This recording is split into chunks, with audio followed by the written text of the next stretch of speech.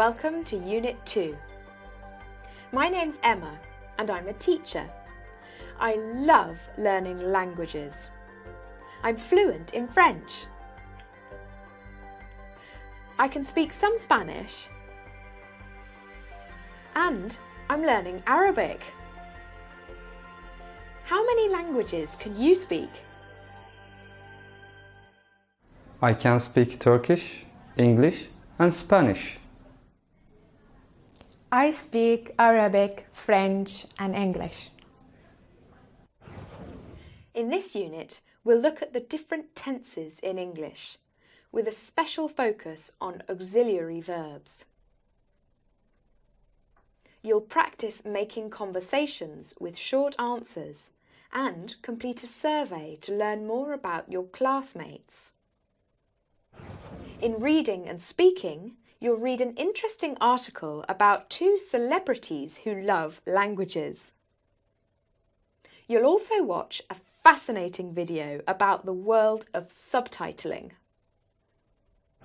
In the vocabulary section, you'll focus on some strategies to help you deal with unknown words. And you'll learn about words that go together. Imagine you go to the hairdressers or the dentist in England. Do you know what to say? Everyday English looks at useful phrases for everyday situations.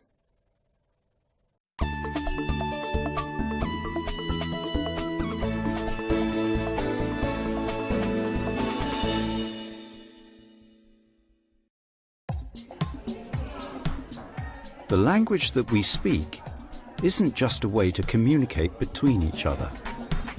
Our language is central to our cultural identity. It's vitally important that every country can create their own film and television in their own language, and that this can be shared with others around the world. Not speaking the language of a film shouldn't stop an audience from enjoying it. In the earliest days of cinema, this wasn't a problem. The very first films were international because they were silent. It was very easy to translate the intertitles, the on-screen cards that explained what was going on. But in 1927, sound arrived in the cinemas. And this was a new challenge for filmmakers who wanted people around the world to see their films. Soon, the first subtitles started appearing on screen. While audiences were reading a translation of the dialogue on screen, they could still hear the actors speaking the original language of the film. As technology improved, it became easier to dub a film. The dialogue was translated, and the new dialogue was recorded by actors in a studio. So the audience was watching the original actors on screen, but they were listening to different actors who were speaking their own language. Dubbing soon became common for foreign language films and television shown in countries like France, Italy, and Spain. And it is still very common today. But dubbing is more expensive than subtitling, and it never became popular in Scandinavian countries, the UK, and the USA. So most audiences didn't really have a choice between dubbed or subtitled foreign language films. Today, you can watch films and TV from around the world with just the press of a button. With the incredible rise of video streaming services, audiences can now select from dubbed or subtitled versions in multiple different languages. And this demand for international content has created lots of exciting new opportunities for language lovers.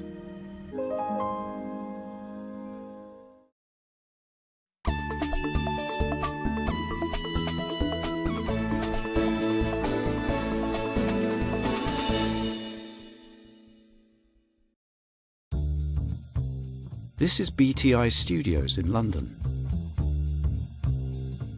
BTI Studios work for broadcasters, video streaming services, and film studios, adapting film and television content for new audiences. They translate, subtitle, and dub content for audiences all over the world. In their 22 offices across Europe, the USA, and Asia, BTI Studios produces over 8 million minutes of adapted content every year.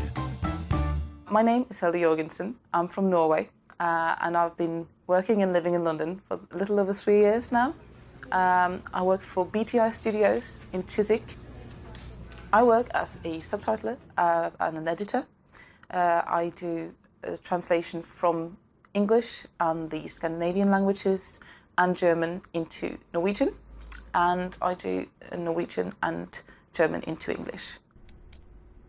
So basically, what I do is I literally create the subtitles that you see on screen for television and for cinemas and for VOD clients, that's video on demand, the big streaming services.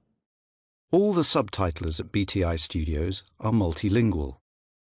I come from a background of literature. I studied literature and linguistics, and I studied English literature with a bit of German and Italian literature. Hilde works on all sorts of film and television programs. While she watches the screen, she listens to the dialogue, translates it, and types the on-screen subtitles.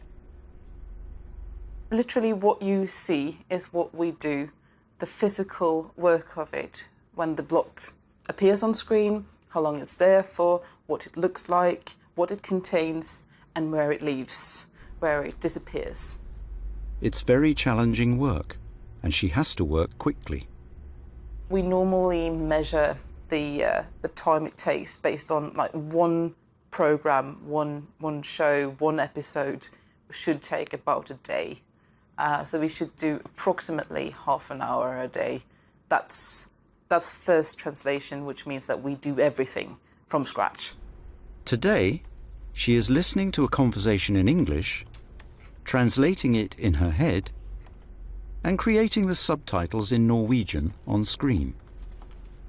You create these boxes of translations that correspond with the dialogue that you hear. So it's like getting the dialogue in one ear and then the words come out of your mouth, except you're writing them down. And so you have to be able to think in two languages simultaneously. The biggest problems are time and space. There isn't very much room on screen for text, and people haven't got very long to read the subtitles. So sometimes it's difficult to accurately translate the dialogue into short sentences. And you have to condense the language a lot. You have to shorten sentences, shorten long speeches in order to make them fit into these small boxes that are on screen for only a few seconds.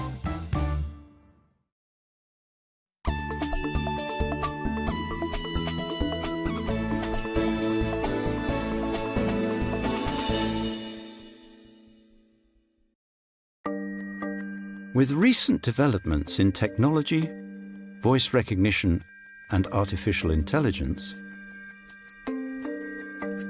it's easy to think that translation could be done by a computer. And maybe, one day, it will be. Computer translation is improving all the time. But there's much more to Hilde's job than literally translating every word of dialogue. And she doesn't think that it's work that a machine can do.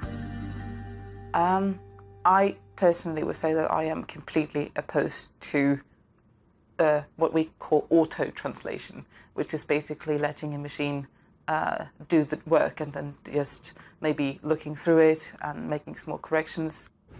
The offices at BTI Studios are full of talented and creative language experts rather than just computers, for a very good reason.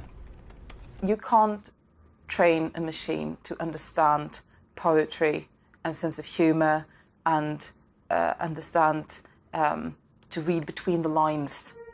And sometimes, especially with idiomatic language, there's just no literal translation.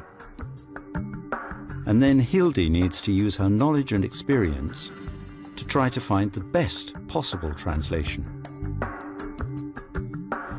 For idioms such as, "I'm dying for a coffee," a literal translation could sound very strange in some languages.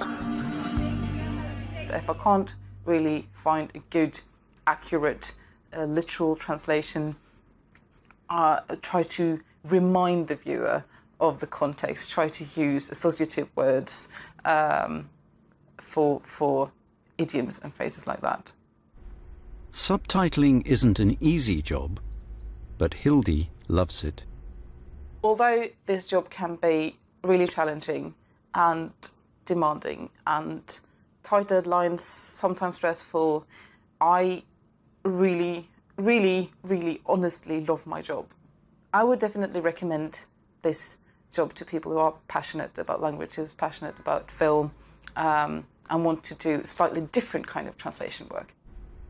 You always feel like you have done something important at the end of the day, and it's never boring, it's never dull. It is so, so rewarding.